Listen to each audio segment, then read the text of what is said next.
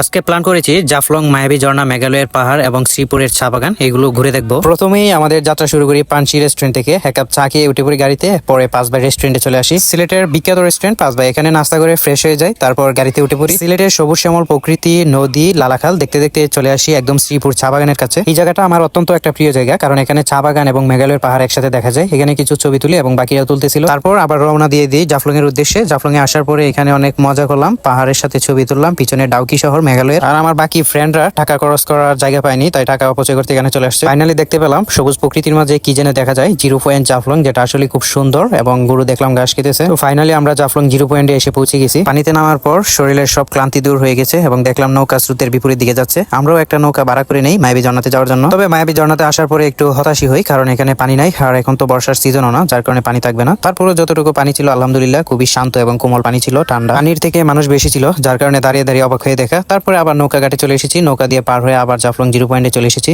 তারপর এক পর্যায়ে শুরু হয় পাহাড়ি বৃষ্টি, আর এটার ফিলিংসটা একটা অন্যরকম অনুভূতি দেয়, শান্ত পরিবেশ। আর পাহাড়ি বৃষ্টি কত সুন্দর সেটা সরাসরি না দেখলে বোঝা যায় না। আর হ্যাঁ, জাফলং নিয়ে ফুল ব্লগ খুব শীঘ্রই আসতেছে, আর আপনারা যারা মিনি ব্লগ দেখতে পছন্দ করেন তারা অবশ্যই আমাকে ফলো দিয়ে রাখবেন। ধন্যবাদ।